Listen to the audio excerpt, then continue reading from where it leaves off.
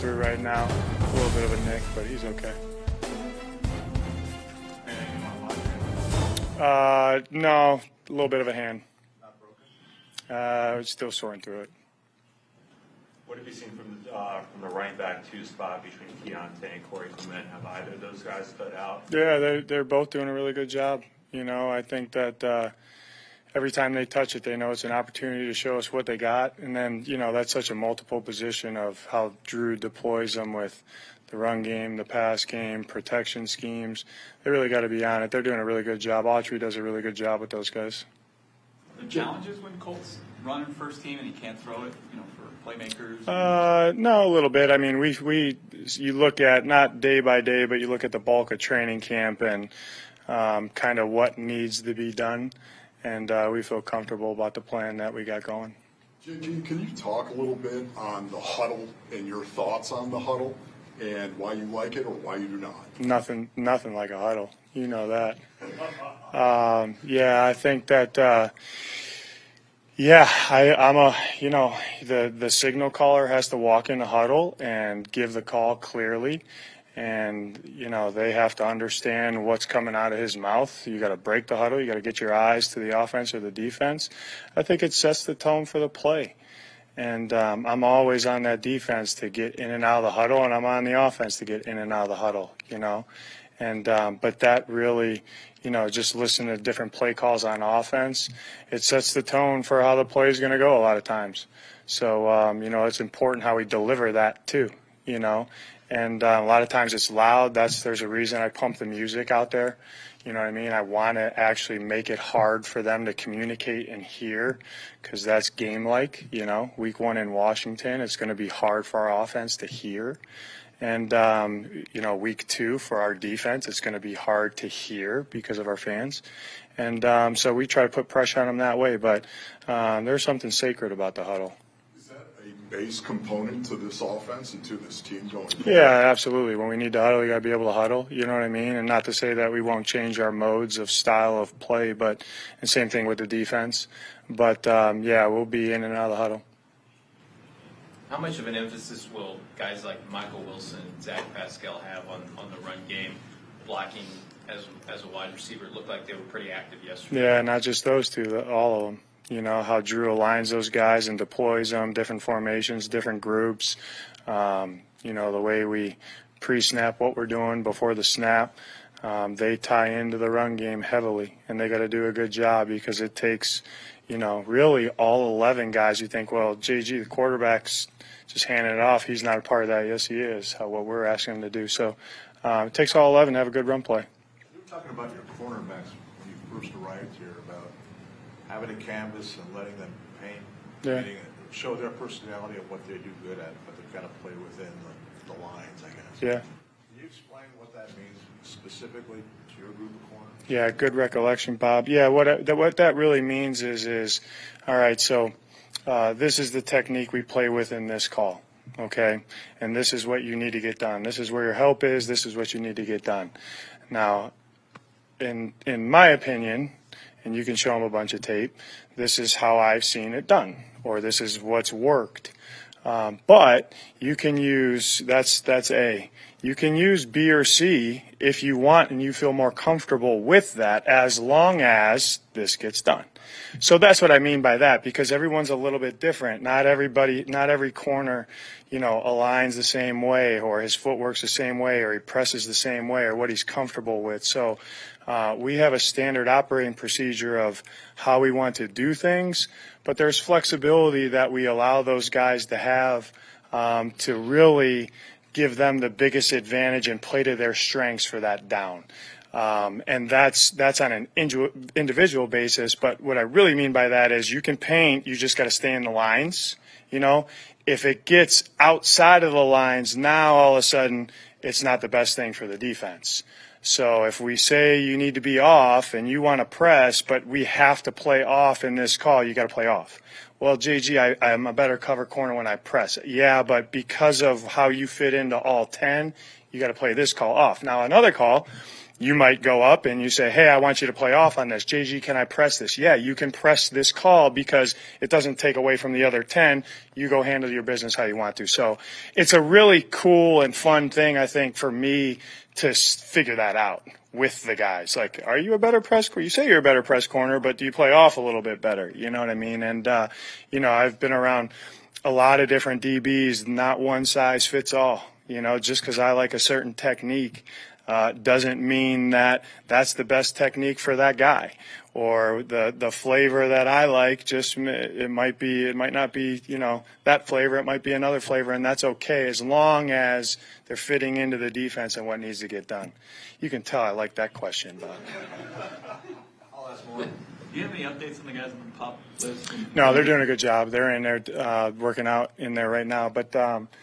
They're doing well, sitting in meetings with them and things like that. They're engaged, and you guys know that's a different challenge than they have right now than the other guys, obviously not on PUP. So, but all 4 of those guys, even 2 of them being rookies, 2 being high-performing vets that have played a long time and played at a high level, I think that all 4 of them are doing a really good job with what they can with right now. How do you, as a head coach, do you make an effort to engage with those guys that are hurt, like a Kyler, where you're... Yeah, you make an effort to engage with everybody on your squad, Darren.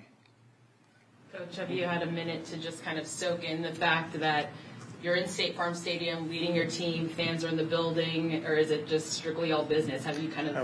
who said the one saying, I ain't got time for that? I do. I'm appreciative, and I'm glad the fans are here today. I'm excited for today. Our players are too, the return to football or whatever. But it's go about your day and do the best job you can. How much does your evaluation change when you put pads on starting Monday? I think that certain things show up when you put pads on, so the evaluation changes. Can you be a little specific about something? Movement in the run game, how we set edges in the run game, how we can anchor a double, how we shock and shed, if we can split 2 with the ball in our hands, if we can really beat press with pads on, if we take proper angles and thud with the right body positioning. A lot of things go on in pads that you can see that you can't really, but the key is with that is we still got to practice the right way so our teammates, ourselves and our teammates can get better, because that can get out of whack when you're not in pads and when you're in pads. And our guys have done a really good job with that. I've been really pleased because in OTAs there were some days that we just had to educate them a little bit, like we can't do this or we're not getting any better. And they've been good so far. So that'll be the next step for us when we do put on pads, to be able to practice like we're doing right now the correct way, so both individually and our teammates can get better. Your first team offensive line has been pretty consistent so far. Do you like the way that group's coming? Yeah, I do. I mean, but we're gonna mix and match some guys, as you'll see as we get going. But they're doing a good job, and I think that there's a lot of versatile pieces over there, and that's huge. I mean, I think there's not on game day. There's not a ton of jerseys to go around, so you typically got to be able to play 1 or 2 spots. Certain guys only play 1 spot, and that's what they do. But a lot of those guys are going to start. You'll see them start flip flopping sides and positions and all that, and there's a reason for that. Just a quick follow. Will that determine who makes this roster and who doesn't at the end of the day? The more they can do. Yeah, I mean, I say to everybody, like, if you want to get paid by Michael, you have to add value to the organization. That's not just them; it's us too. You know what I mean? So it's what value are you adding to our team? So yeah, that definitely goes into it.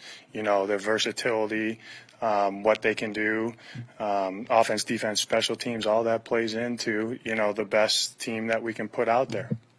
How different is the terminology offensively, defensively, and in transition from when you were in Philly? How different is the terminology? Night and day. Pretty much.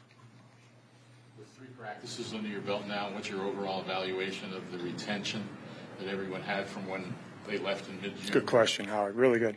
really good. You could tell that. That's what I told the team. I know we compete, and I know we care. And what I mean by that is when they came back, I think we pretty much so picked up where we left off after those 5.5 weeks. You know, I think I remember telling you guys, you know, now you haven't played in pads and OTAs, but installation schematically, all that stuff, like you're really truthfully, in my opinion, like mentally, like kind of there with what you need to know to go play a game. And now you go on break for 6 weeks. So when we come back, let's see where we're at. You know what I mean? And I thought they've done a really good job. And how we structured the installs, you know, I'll keep that to myself, but we put a lot of pressure on them. We put a lot of pressure on them. They did a good job with it. Michael, know your players better, Coach. He didn't go to the World Cup because he wanted to come back fresh for camp. If he had gone and come back a little bit tired or whatnot, would you be okay with that because he wanted to go see, like... Everyone has choices that they have to make. As you get to know your players better, do you also, is there a process similar to that with your assistants? And are you able to kind of see what their process is on the field and how they're making guys better? Absolutely, yeah. I mean, that's a constant communication of how we're doing that. You know, your livelihood as a position coach is, are you developing your players? You know, your livelihood as a coordinator is, how good does your unit play? And so hopefully I can help with everybody on staff to tweak that and make that a little bit better. So ultimately to get it right, to improve our players and help us win games. That's what it's about. It's not an ego thing. It's not anything like that. We're all part of a team, and we got to do what we need to do to make sure that we have a chance to win. Last year you had Kaiser with Billy, and then you bring him over with you this year. How different is the role is there much that he's being asked to do this year that's different than the role he had a year ago? A little bit, you know what I mean? Obviously he's played in a system similar to the one that we're running now. And he knows, I think, from a standpoint of how we operate on a day-to-day basis, he kind of knew what was expected already. And then I think he's helped a great amount, really, in off-season and now, right now, but I think if there's any question about what's expected, I don't think there should be a lot because it's pretty black and white. But if there are questions, I think it's always good to have a player ask another player. And Kaiser knows exactly what we want to get done every second of the day.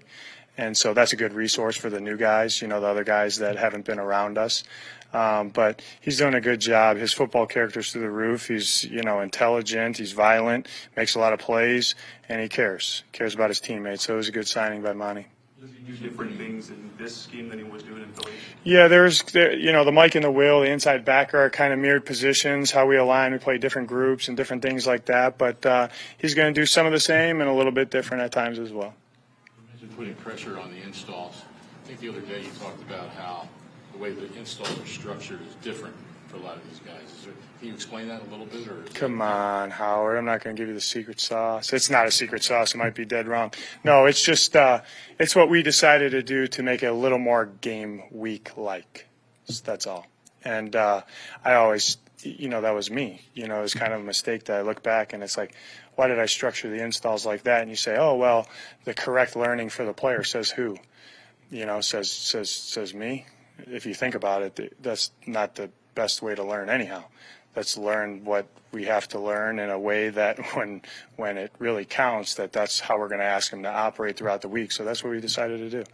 So instead of giving them, do, here it is, go play football. That's what we did. Coach, thank you. All right. Thank you. Have a good weekend.